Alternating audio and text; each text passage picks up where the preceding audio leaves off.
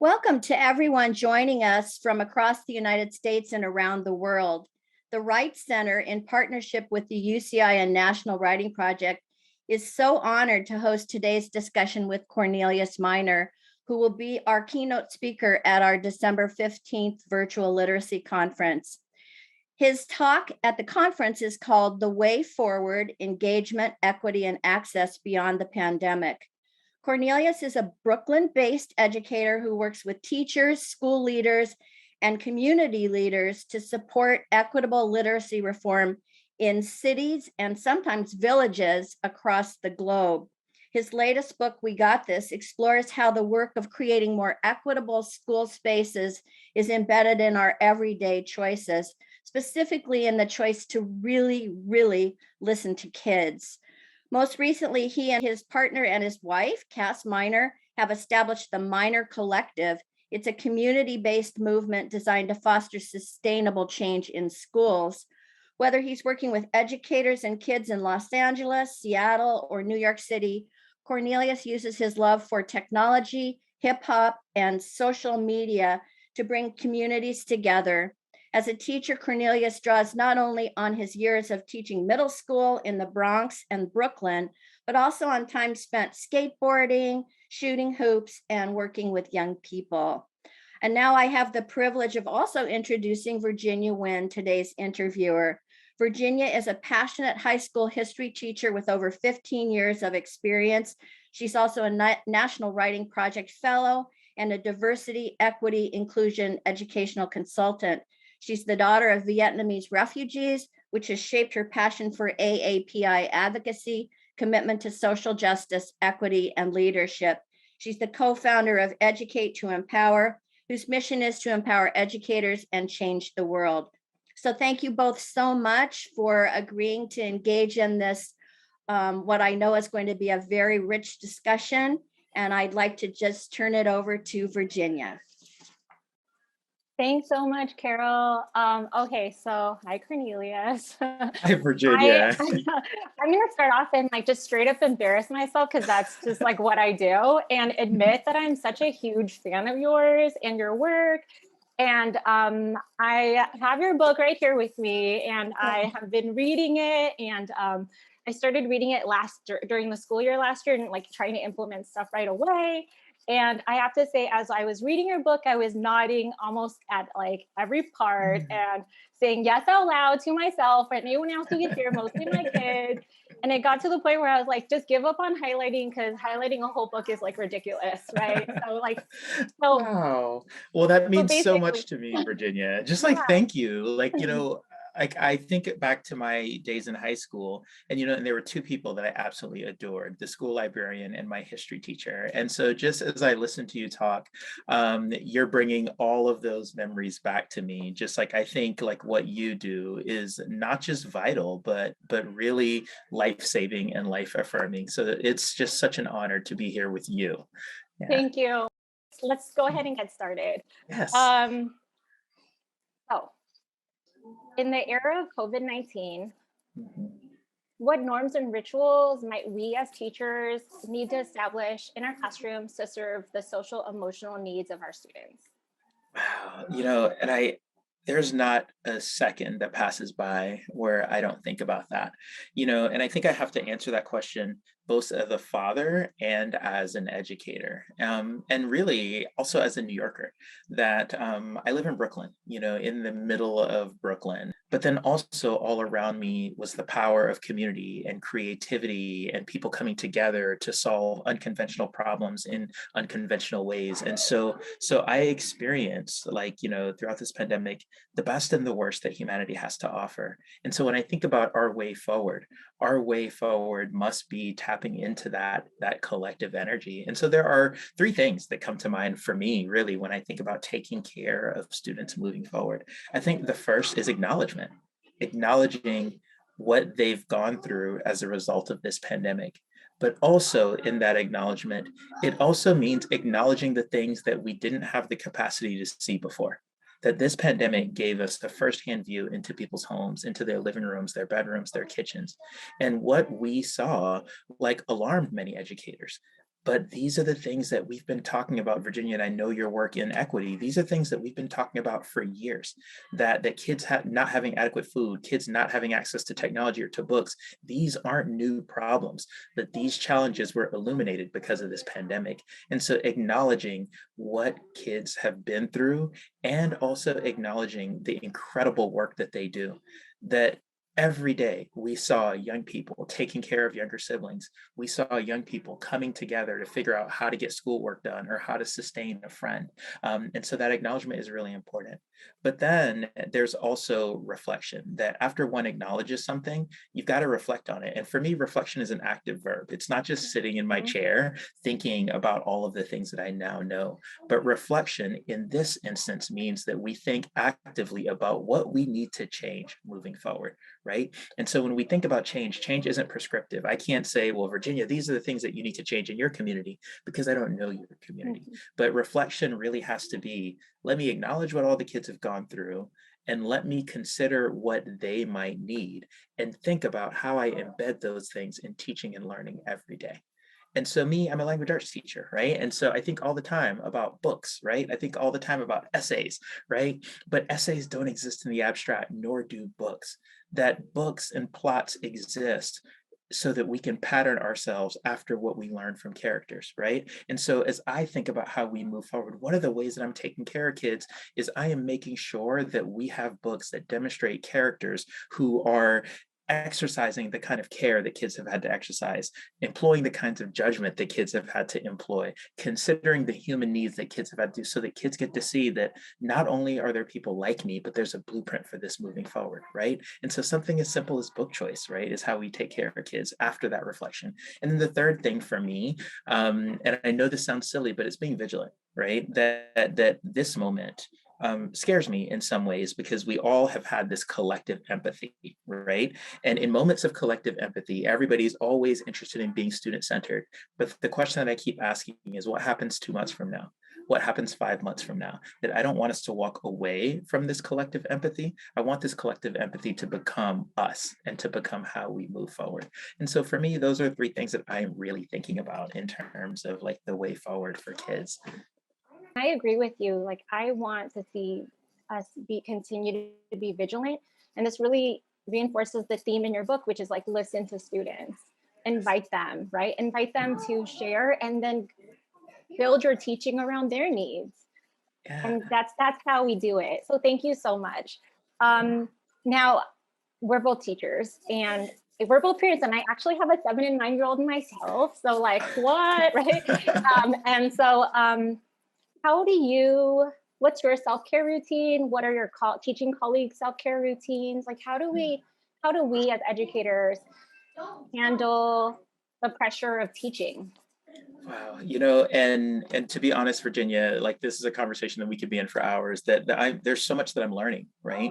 That so much of what we consider to be achievement in the West is really toxic, right? It's this culture of I want to get as much done without paying attention to my human needs. And then we give people awards for that. We call that excellence, right? So people make these incredible sacrifices that are detrimental to their families or detrimental to their own health. And again, we call that excellence, and we reward it and we incentivize it.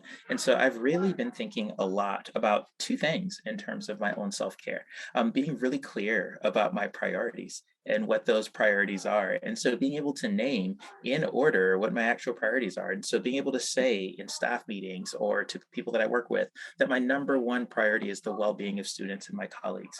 My second priority is academic growth. My third priority is institutional stability.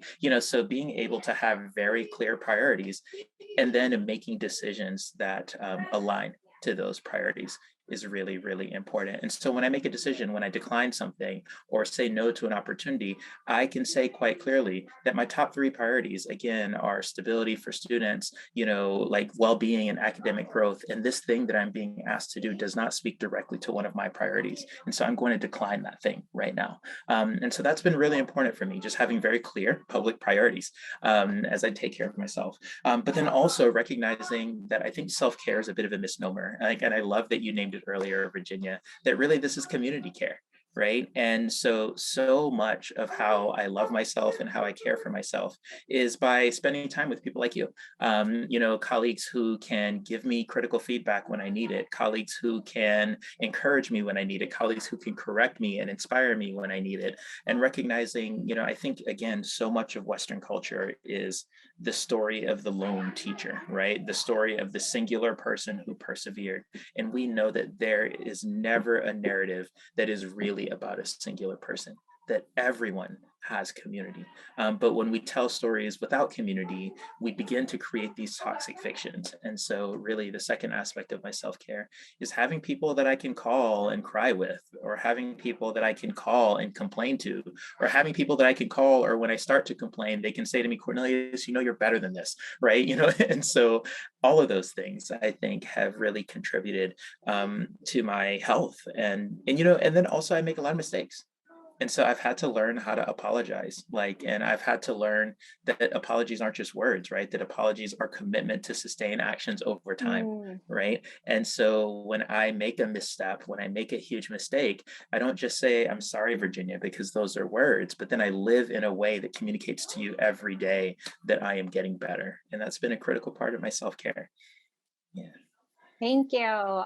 So what I'm hearing is the importance of knowing what is important to you, and then keep that what your focus is, right? So like you said, the well-being of students. I think that's something that will resonate with all educators as your primary goal, and how you define well-being for students, right? And then this idea of academic growth, well-being for students and academic growth can go hand in hand, but sometimes you have to sacrifice the moment of going over math facts to check in. So I get that, that's awesome. And then I agree with you 100%. It's about community. It's about community. That's what we want to foster with our students, so they don't feel alone, but we should model it ourselves and trust our own community. Thank you. Absolutely. So as you think about those pillars, or those goals that you have, what elements of remote instruction do you think and hope educators will continue to embrace during our face-to-face instruction? And what parts of remote instruction do you think no longer serve our students once we're back in the classroom? Oh, the part that I'm going to keep for sure is the flexibility. Learning to be flexible was my major lesson of the last year. I think there are so many times where we talk about equity work in these abstract terms, right? So people talk about, racism or sexism, or people talk about ableism, or people talk about discrimination against immigrants or multilingual people, right? And we talk about them in these abstract terms. And one of the things that I have come to understand firsthand is that there's this belief, right? When we talk about injustice, that people connect injustice to being unkind. And those are not the same thing, right? When we talk about racism or sexism, people are like, oh, kindness, right? That'll cure all the things, right? And kindness is important. But when we're talking about justice, it is not simply about kindness. That we could go around and put all of the mean people on an island far away, and injustice would still exist, because injustice is about systems, right? When we think about how people don't get what they need, it's not because there's some mean, evil, nefarious person in the back of a classroom plotting against students, but it's actually because we continue to invest in systems that do not benefit kids. And one of the things that I learned during this pandemic, and when I talk systemically, systems aren't just at the district level, right? Not just at the state or national level. Systems are the everyday routines that I enact in my classroom. So who gets to speak, when, and how? What does success look like? How do kids get access to resources that they need? All of those are systems that I, as a classroom teacher, have the power to construct, right? And all of those are systems that can either include kids or exclude kids. And so that idea of flexibility, I had to learn to be flexible during this pandemic. One major lesson for me, I'm in 7th and 8th grade, and one thing that I discovered during this pandemic was a lot of 7th and 8th graders would log in late or not log in at all. And at first I, did the typical 7th grade teacher thing where I'm like, these kids are so irresponsible. But then the more questions I asked, the more I listened to kids, I realized that kids were logging in late because many times the 7th and 8th graders were responsible for 2 or 3 other siblings. And so a lot of my 7th graders would ensure that their 1st grade brother logged in, and then their sister in 3rd grade logged in before they could get to their remote work, or if there were even a 3rd computer, right? And so the more I listened to kids, the more I realized that what I was experiencing was not like absence because kids were mean-spirited or absent because they were irresponsible, but it was absence because they had other responsibilities. And I remember asking kids, I remember the day was like a Tuesday morning, and I had 32 that I was supposed to be working with, and 7 showed up. And I asked the 7, hey, where's all our friends? And they were like, oh, well, this one's working with their cousin, and this one's supporting their grandmother, and this one. And so I remember asking to that group of 7 kids, like, what would be the best way to get language arts done, given that we all have so many responsibilities?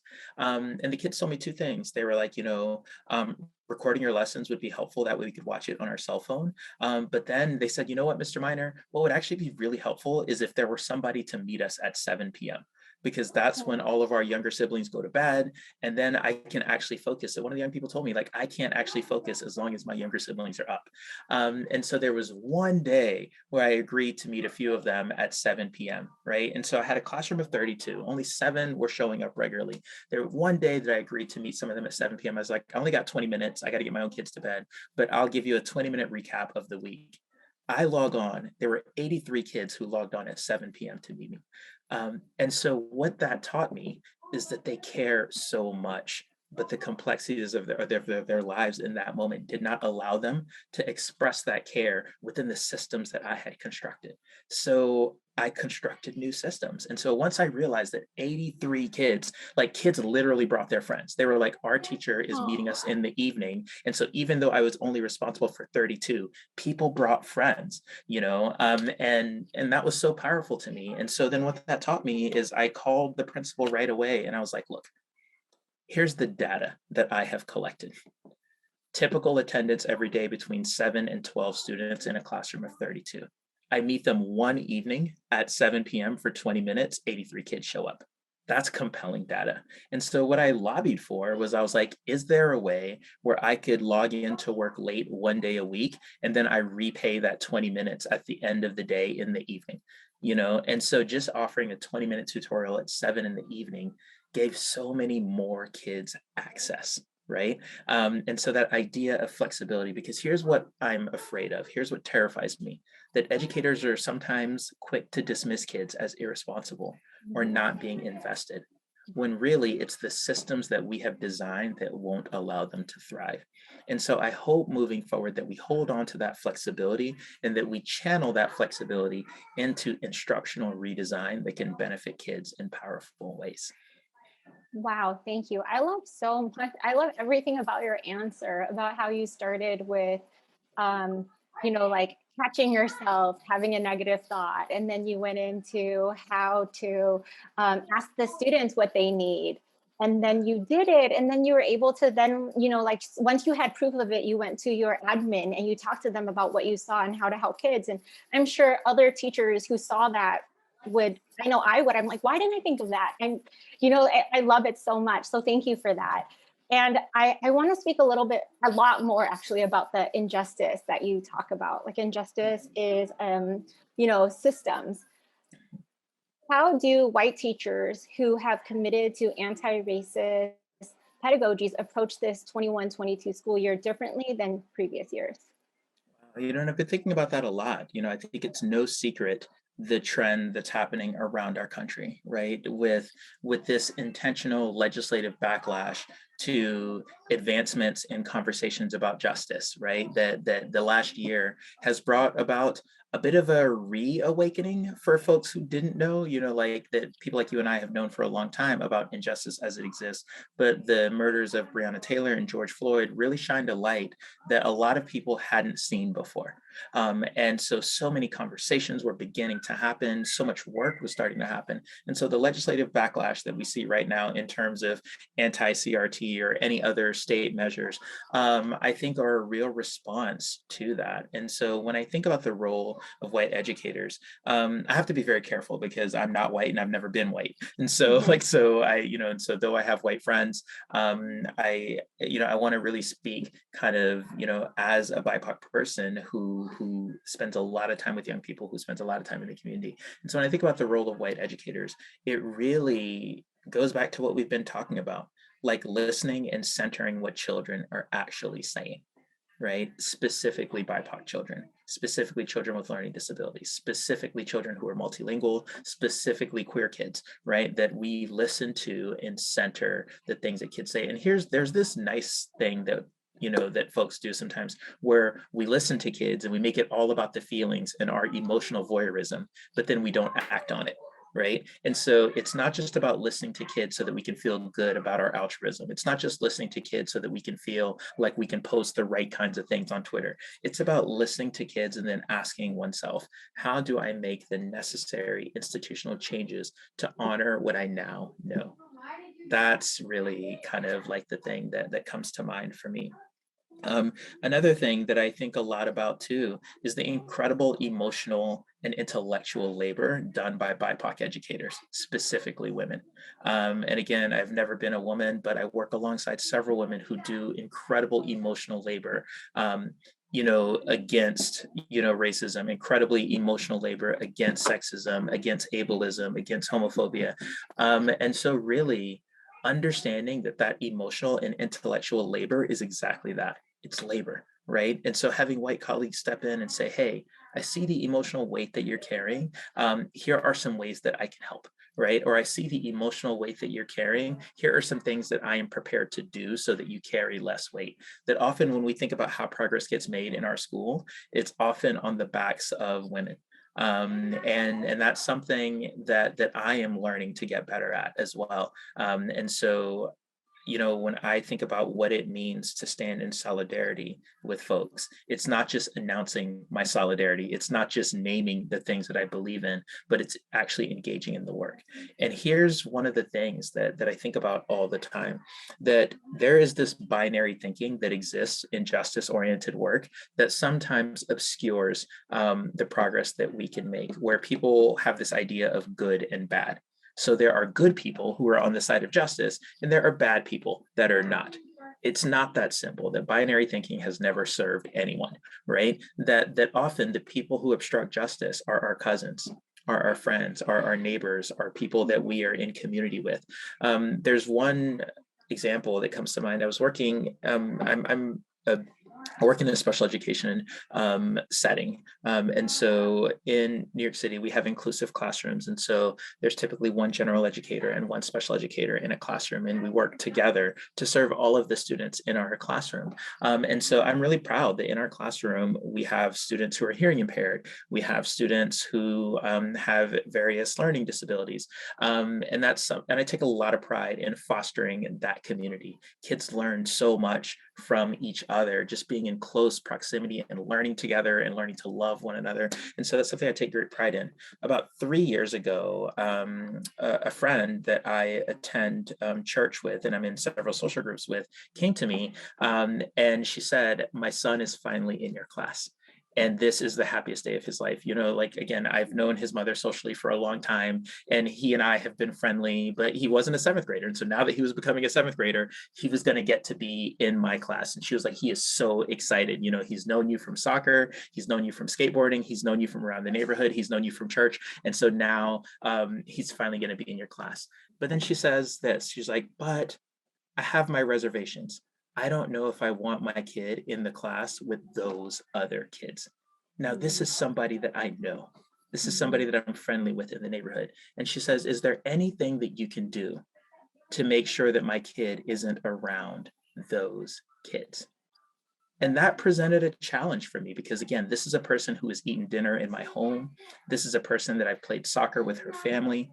And here she is advocating against the very lives and existence of children that I have built my community to care about, right? And in that moment, that binary shatters, right? That we're not talking about good people and bad people here. we're talking about the everyday people that we go to dinner with, that we hang out with, who are advocating for injustice in order to benefit their own families, right? And so when we think about how injustice shows up in school, it's not those people from that town far away who wear hoods. It's not those people that we see on Fox News. It's your best friend. It's the person you go to church with. It's the person you go to Starbucks with, right? And so I've really been, one of the things I've been saying to white colleagues, to all our colleagues, is that that's the kind of courage I need you to summon. I don't need you to summon the courage to go to a march or to post something online. Anybody can do that.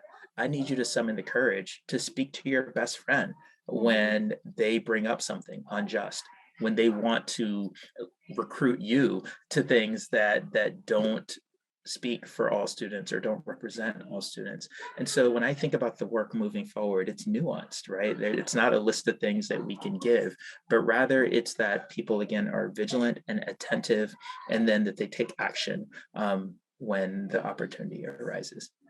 Thank you. It reminds me of, it's in your book, it's what you're saying right now, which is like listen and then, act on your values. So if your friend or your neighbor or someone in your community says something that is harmful, use your courage to speak up at that moment and write that.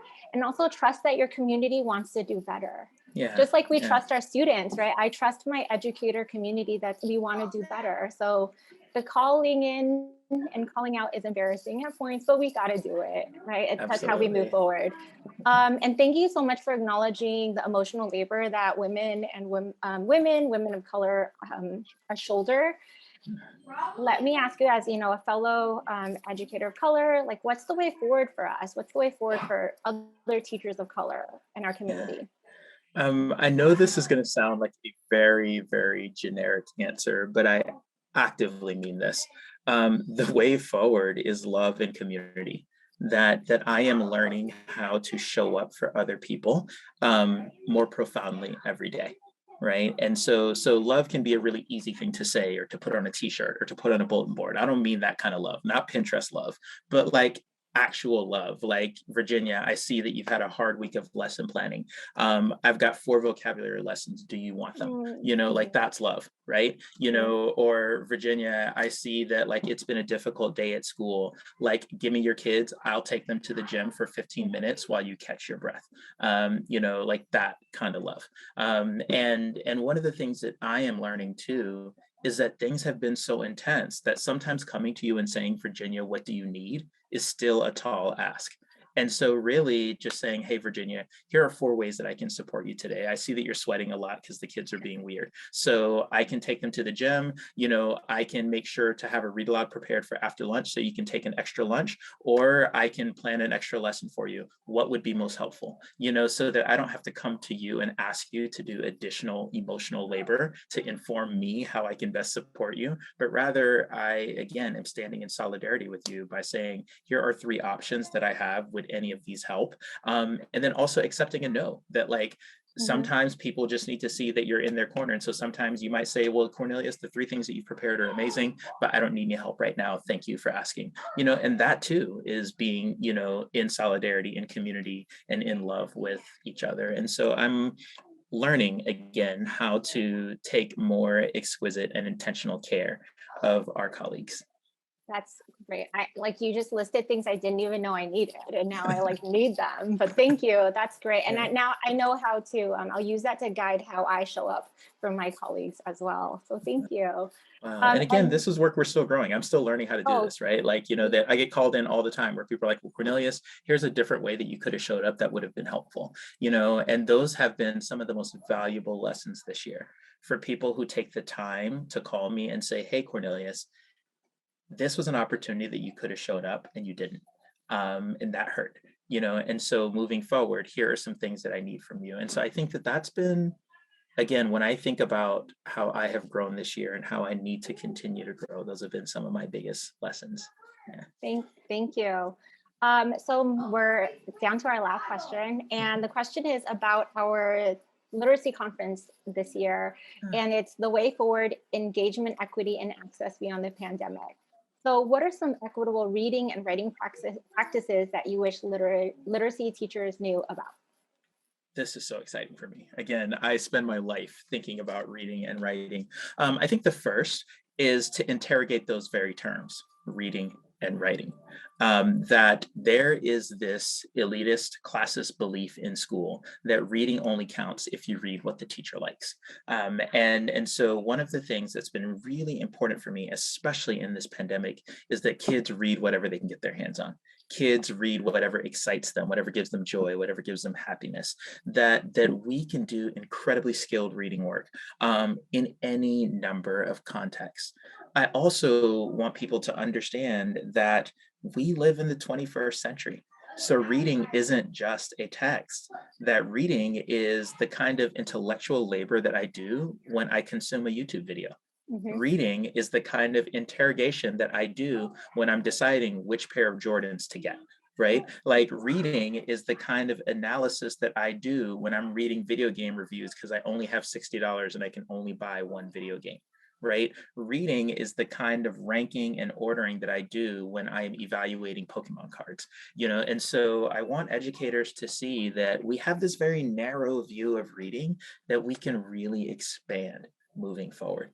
That when a kid has to compare the values of two different Pokemon attacks, that is like serious intellectual labor, right? And I can teach you how to transfer, right? Borrowing the words of Grant Wiggins, how to transfer the skill that you like Marshall when you're reading Pokemon cards and really applying that to when you're reading in academic text. And so those things are really, really important for me. The second, too, is that I think all the time about writing. And again, there is this like classist, elitist view of what writing is and how writing exists, right? That writing isn't just composition so that you hand it into a teacher, but in this era defined by a pandemic, writing is how you put words together to secure resources for your family. Writing is how you explain to your employer or how you explain to your teacher your needs so that they can better serve you, right? Writing is how you weaponize words to keep your family safe when it's threatened, right? Writing is what you do when we're composing ways to access community resources or ways to extend those resources to our friends.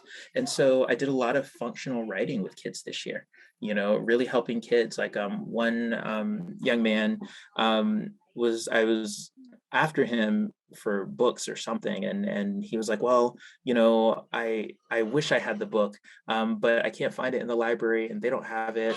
And I was like, well, let me show you how to write an email to the librarian so you can get it on interlibrary loan. And he was like, wait, I can get any book in the world if I write an email to the librarian? And so that's writing, right? We talk about persuasion in this weird abstract, but then to apply persuasion to something that I actually need elevates the skill, right? And so that's really exciting for me, and I hope that that's something that people take to heart, because one of the things that I think all the time about is, again, that notion of transference, that if what I'm learning in school does not connect to my life, then it's all lost, right? I think so many times we assume that kids can make that connection, and I'm really intentional about making that connection. So when I teach kids to construct arguments, I say, yes, this is good for this essay that we're writing, but also if you construct arguments in this way consistently and you use this on your family, your parents are more likely to let you stay out late. Your friends will more likely choose the activities that you want to engage in. People in the community will see you as a leader more often, and you'll be asked to take greater risk and responsibilities, right? So helping kids to see that if you want to be seen in this way in your community, these are the kinds of rhetorical moves that you can make. Those kinds of lessons hit different, right? Those kinds of lessons resonate in different ways. And so that's really exciting for me. Thank you. I loved all of it. I mean, you're really talking about like teaching to what kids really need now, right? Like we're, like you said, interrogating, we're disrupting, we are analyzing, and ultimately we are listening. We're listening to what teachers need, and that's what we're giving, right? So thank you so much for today's conversation. You're amazing, and you have inspired me in so many ways, or I should say you have continued to inspire me in so many ways. So I look forward to hearing you speak in December, and I'm going to now invite Carol to join us with her closing remarks. Thank you. And while Carol comes on, Virginia, I just want to say thank you. Like, I mean, the work that you do and the love that you have for kids and for community is beyond evident. Like, I am so, so envious of those who get to call you teacher. So thank you. So Virginia was a member of the UCI Writing Project, and I've known her since she was an undergraduate at UCI. So I'm very proud of her and all of the work that she's doing. And I thought your discussion was really amazing. It was so rich and inspirational. I know that people watching it will get so much out of it. So if those of you watching enjoyed listening to this really fantastic dialogue between Cornelius and Virginia today, we hope you will come join us for our literacy conference in December. It's an all-day virtual conference on December 15th. Cornelius is our morning keynote, followed by Troy Hicks in the afternoon. Virginia is one of our workshop presenters, and so we're so excited to showcase her work. And she'll be joined by other presenters like Micah Bornay, Jennifer Fletcher, Maisha Nguyen, Mary Howard, Richard Cook, and many, many more. So we look forward to having you join our learning community, and we hope everyone watching will join us then. So goodbye for now, and thank you so much, both of you.